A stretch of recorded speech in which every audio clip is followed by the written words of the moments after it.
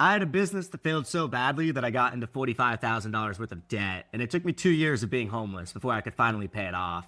And in this video, I'm going to be talking about how it happened, what it was like, and how I finally got out of it. What's up, guys? It's Braden Sky, and this is episode 4 of my entrepreneur journey, going over all the highs and all the lows that I've had in business, with this video obviously being a low. But immediately after working through this, I did start a company that did 1.9 million in revenue in the first year. So there is a happy ending to the story, but we'll save that for the end. So in total, I ended up spending 2 months living in a tent, 4 months living in a car, and about a year and a half living in an RV. But starting with the tent, I think for most people, living in a tent sounds like a nightmare. For me, it actually started as a dream. So the dream was going to be that I would move to Washington and I would live for free in a tent at a skydiving center. And I was going to grow a business that was going to make me a bunch of money. And I was going to take all that money and I was going to put it into skydiving and doing whatever I want and living the 4-hour work week dream that I had.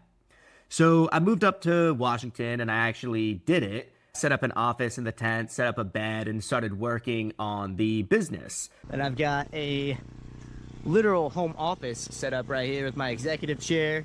I've got 2 studio monitors, powered computer. I get power from the generator. I get Wi-Fi from my hotspot. So in the morning I would skydive, and in the evenings I would work on trying to make money. But the problem was I was living the dream before I'd actually earned it.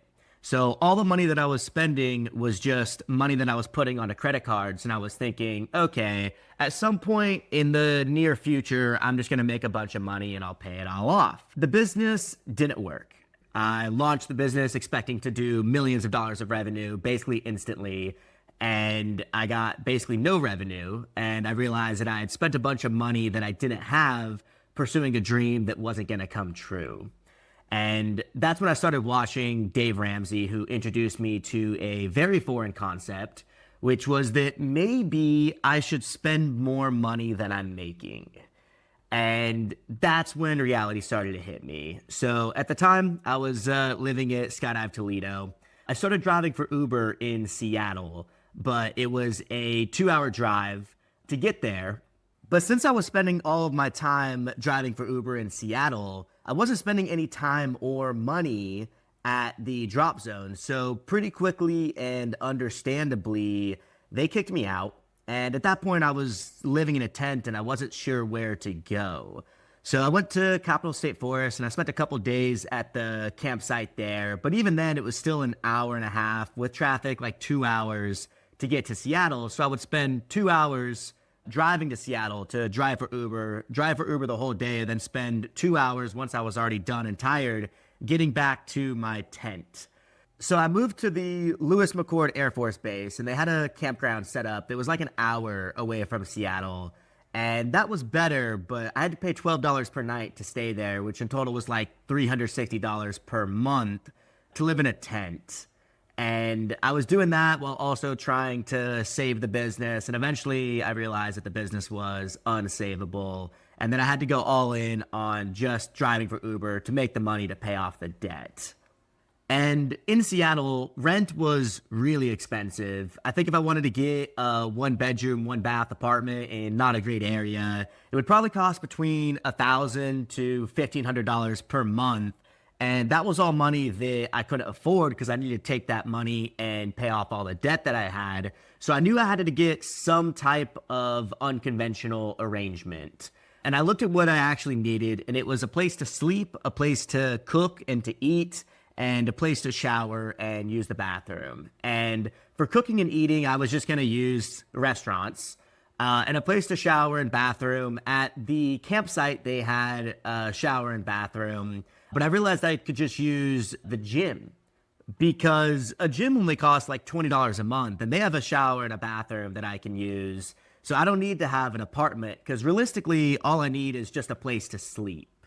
So I had an idea, which is, why don't I just live in a storage unit? Because they cost like $100 a month and I could set up a bed in there. And it's just a place to sleep, but that's really all I needed. And I looked it up, and you can't do it. There's a bunch of zoning laws. It's not residential, it's commercial. And there's a bunch of cameras everywhere. Normally people come into a storage unit a couple times a year and grab some stuff. So if I was coming in every day and leaving every day, they would definitely find out. So then I just had the idea, well, why don't I just sleep in my car? And that's exactly what I did. So I moved all of my stuff into the storage unit and I slept in my Dodge Dart. Here's what the interior looked like. And it was a pretty good idea because I could park in Seattle, so I don't have the 1 hour drive. And I found this basically like a hospital parking lot. I would park here.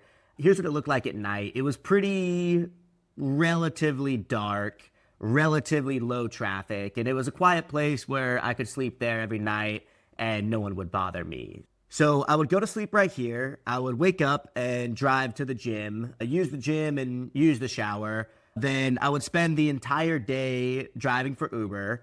Then when I was too tired to drive, I would come back to my parking spot, go to sleep, and repeat that. And I did that every day for about 4 months. But I got the picture of the inside. So I would sleep in the driver's seat every night. And the seat didn't recline all the way. So it would recline about this much. And I would, crank the seat back. And it basically felt like I was sleeping in economy, maybe premium economy on a flight every night for about 4 months straight. And I had a blanket and I had a pillow and I would sleep on my side, but my legs were dangling off right here. And every night, sometimes a couple times a night, I would have to wake up and I would have to shake my legs out because the pressure from the seat would cut off circulation and it would make my legs numb. And, on top of that, I was also sitting in the driver's seat of my car basically every minute of the day, with the exception of when I'm using the gym, when I'm showering, and when I'm eating. And, if I'm eating fast food, which most of the days I would be eating in my car. So 23 to 24 hours a day, I would be sitting right here in the driver's seat of my car. And after about 4 months, I was like, okay, this isn't sustainable. I can't do this. I was looking at how long it was going to take me to pay off the debt.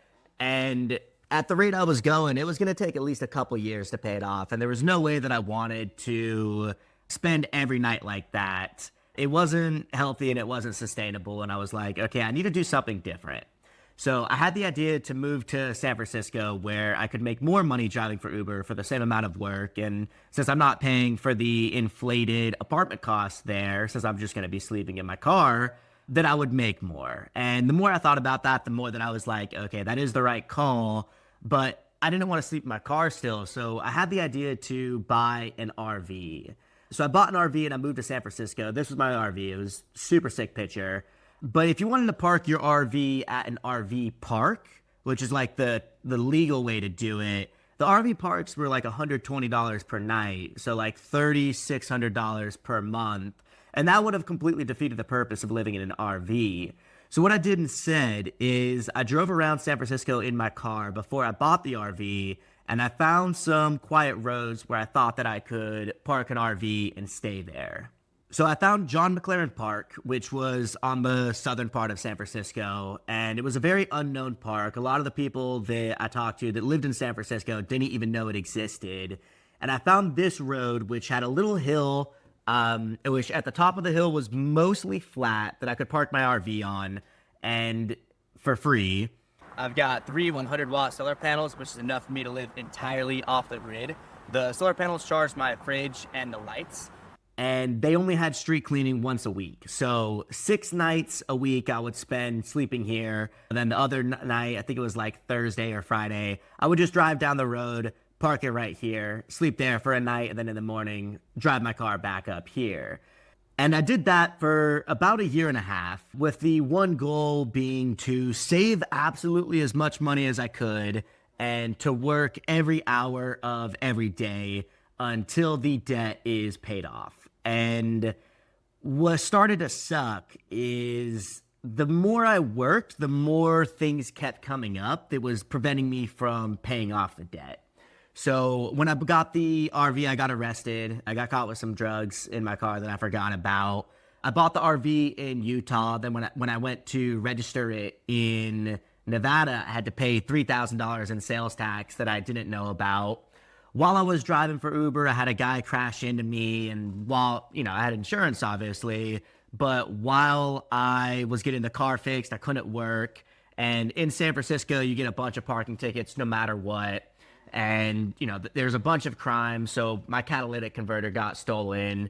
And it just felt like, there was a bunch of things that were happening that were causing me to spend a bunch of money, to where I was spending all day, every day working, and I wasn't making any progress towards paying off the debt. And at some point, it got to the point to where the debt was getting even bigger because more and more things just kept coming up that were costing me more and more money. And it got to one point to where I went to Tire Works to go get my tire fixed. And they told me, hey, you can't just get one tire replaced. Your tread is bald and you need to get all 4 tires replaced. And it's going to cost about $600. And back then, $600 was like a month's worth of money that I was saving. And, in just that one conversation, I basically realized I just lost a month of my life. Because, if I'm able to pay $600 towards the debt and I just lost that, I just lost this entire month. And I remember going into the bathroom and immediately just crying. And I got into a pretty dark place where I was looking at all the potential that I had and all the dreams that I had, and that I wanted to be an adventurer and be a digital nomad and travel around Asia. And, I had this shot at it and I felt like I blew it. And I got myself into a bunch of debt that at the time seemed inescapable. And I looked at what my life was on track to being, which is just that I was going to spend the rest of my life being an Uber driver, trying to just pay all the debt off. And it really felt like I had just wasted my life. And after having that realization, I was like, okay, something needs to change. I need to do something different. And what I decided to do was to go to bartending school. I wanted to become a bartender. And I got really excited about it. And I started telling my passengers that I wanted to become a bartender and just asking them, does anyone know any bars that are hiring? And I got lucky. So one of my passengers was the general manager of a company that, I don't know if she was the GM. I don't remember what her title was, but she was a higher up at a company that had 8 different restaurants in San Francisco. And one of them was B-Sides, which was the restaurant that was inside SF Jazz. And I was talking to her and I told her what I was looking for. And she was like, hey, we actually have a position open right now for B-Sides. And I can't guarantee that I'll get you the job, but I can guarantee that I'll get you the interview. And it just felt like a giant beacon of hope where I was like, okay, finally, if you get me the interview, I'll do as good as I can and I'll try to get a job. And if I can get the job, maybe I can find a way to dig myself out of this hole. And I got the job interview and I parked there, and, the interview was probably 45 minutes. They didn't tell me on the interview, hey, you got the job or you didn't get the job. But at the end of the interview, when I came out, my car was towed. And I guess I parked there during street cleaning during the interview, and they towed my car a mile, and they charged me $500 for that mile. And, that sucked, but it really sent me over the edge. I got back to my car, and on the windshield, there was another parking ticket that was $100 on top of the $500 towing. And at that point, it just felt like I was at rock bottom. But the good thing about being at rock bottom is there's only one direction to go from there, which is up. And after this, I did get the job, and things did actually start looking up from there. And I started making $15 an hour, which is the San Francisco minimum wage. I would work 3-hour shifts, and on some really good days, I could make a couple $100s just in tips, not even including the $15. So here were some of my better days. I did $208, $246. And with this, I actually started to work my way out of the debt. And I started to see that, the debt is getting better. This wasn't including the car in the total amount. I didn't include the car because that would make me sad. But I started to make some really good progress in paying off the debt. And, I started to see a trajectory where I was like, as long as I continue in this trajectory, I see a path where I can pay off all the debt. And the only thing that could have prevented me from continuing on that trajectory is if for some reason I lost both of my jobs, which more than likely wouldn't happen unless some type of event like a global pandemic happened. And that's when COVID hit. And at that point, I got laid off of the bartending job. And when I was doing Uber, I would drive for an hour and maybe not get any rides because the entire city of San Francisco was closed. And at that point, I basically panicked and I wasn't sure where I was going to get my income from. And I remember putting myself on a budget of like $10 per day of food, which in San Francisco is less than one meal. So I would just go to Burger King and I would order the 10-piece chicken nugget for $1.50, and I would drive home and I would mix it with a box of Kraft mac and cheese. And I was really worried about money. I wasn't sure, how I was going to pay my bills or how long this was going to last. They kept saying, hey, it's going to last, 15 days to slow the spread, and then that kept getting extended. And eventually they processed the unemployment. And it took a couple months for the unemployment to start coming through because they obviously got super overwhelmed.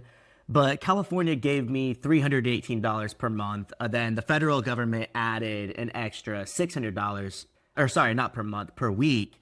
And the federal government added an extra $600 on top of that. So I was making, $918 per week, almost $4,000 a month. And at that point, I was looking at why I was living in San Francisco, and San Francisco is expensive and there was nothing to do because everything was closed. And I decided I'm going to take this money and I'm going to use it as an opportunity to finally do the traveling that I wanted to do. So I threw everything that I owned into my car. I left the RV in San Francisco and I said, I'm going to drive until the unemployment money runs out. And I drove for about 6 months and I went to basically every national park that existed. And while I was doing that, I was just having the time of my life. And I was seeing national parks and making my own schedule and doing whatever I wanted to do all day. And at that point, I basically realized that I never want to have a job again. And I need to try again at figuring out how to make money online.